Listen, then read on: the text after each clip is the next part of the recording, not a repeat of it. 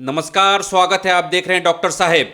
मैं हूं विजय कृष्ण और आज हमारे साथ मौजूद हैं डॉक्टर हर्षवर्धन। डॉक्टर साहब पटना पीएमसीएच यानी Patna medical college of Patna में असिस्टेंट प्रोफेसर नेफ्रोलॉजी डिपार्टमेंट में हैं। आसान भाषा में समझें तो पटना के जाने माने किडनी रोग विशेषज्ञ हैं। तो डॉक्टर साहब से आज किडनी संबंधित बीमारियों के बारे में चर्चा करेंगे।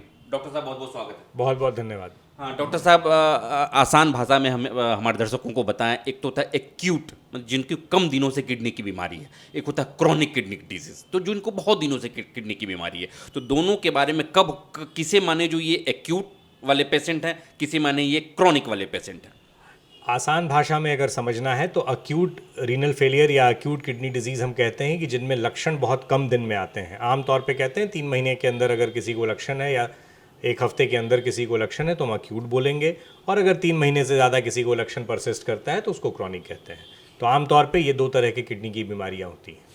तो एक्यूट कब होता है और क्रॉनिक कब होता है, मतलब एक विस्तार से एक एक मतलब करके बताएं। एक्यूट किसे मानेंगे, कौन सी बीमारी अगर आपको पकड़ लिया है तो एक्यूट किडनी डिजीज किस श्रेणी में आएगा, और कौन सी बीमारी आपके पास है जो आप क्रॉनिक डिजीज में आएंगे। तो जैसे अक्यूट किडनी डिजीज़ का सबसे कॉमन कारण जो हमारे देश में है वो है कि भाई आपके शरीर से पानी का ज़्यादा निकल जाना। जैसे आमतौर पे हम कहते हैं जिसको दस्त हो जाना या गैस्ट्रोएंटराइटिस हो जाना, और समय पे अगर हम डॉक्टर साहब के पास नहीं पहुँचे तो पानी की कमी जब शरीर में आपको हो जाती है तो आमतौर पे उस पर किडनी इंजरी होती है, उसको हम लोग अक्यूट कहते हैं। या कोई दवा खा लिया आपने जिससे किडनी डैमेज हो गया तो उसे हम लोग अक्यूट किडनी इंजरी कहते हैं। और क्रॉनिक का मतलब हो गया कि जो लंबे समय से जो बीमारी है, जैसे कि डायबिटीज़ हो गया, ब्लड प्रेशर हो गया, अनुवांशिक बीमारियां हो गई, ये आमतौर पे आपको क्रॉनिक किडनी डिजीज़ की तरफ ले जाती हैं।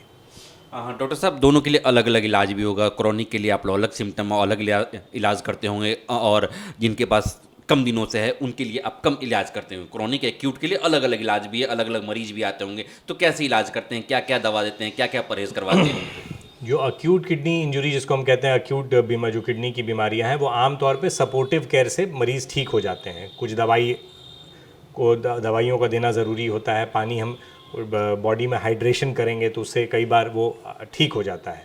जबकि क्रॉनिक में जब अब वो धीरे धीरे क्रॉनिक किडनी डिजीज़ प्रोग्रेस करता है, प्रोग्रेस करने के बाद जब अंतिम स्टेज में आता है तो फिर हम डायलिसिस या ट्रांसप्लांट की बात करते हैं।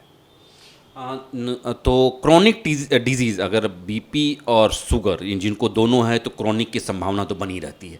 अगर वो कैसे अपने आप को मतलब परहेज़ करे, क्या क्या करे, दोनों बीमारी जिसके पास है और चाहता है अपने किडनी को स्वस्थ रखे, वो तो क्या क्या करे ताकि किडनी को स्वस्थ रखे। वो दोनों तो बीमारी तो चलती रही, चूँकि लाइफ लॉन्ग डिजीज़ है, उसकी दवा तो खानी ही पड़ती है। लेकिन किडनी कैसे ऐसे लोग स्वस्थ रखें। आमतौर पे जैसा मैंने कहा कि किडनी स्वस्थ रखने के लिए आपको हमेशा ये ध्यान देना है कि अगर मान लीजिए कि आपको कभी डायरिया बहुत ज़्यादा है, लूज़ मोशंस बहुत ज़्यादा हो रहे हैं और आपको लगता है कि बिल्कुल शरीर में डिहाइड्रेशन हो रहा है, तो तुरंत डॉक्टर के पास जाएं, ताकि आपको समय पे अगर आपका इलाज या फिर आपका हाइड्रेशन शुरू हो जाए तो आप उससे बच सकते हैं।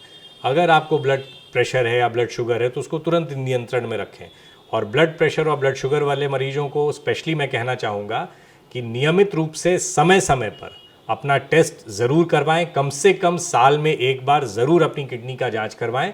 और ख़ास तौर पे अगर आपके परिवार में किसी को किडनी की बीमारी है तो आप एक्स्ट्रा सचेत रहें और आप नियमित रूप से अपने किडनी का जांच कराएं, क्योंकि इसमें बचाव बहुत ज़रूरी है। अगर किडनी लास्ट स्टेज में पता चलता है तो कई बार हम उस समय उसका इलाज पूर्णतः नहीं कर पाते हैं, इसलिए बचाव बहुत ज़रूरी है।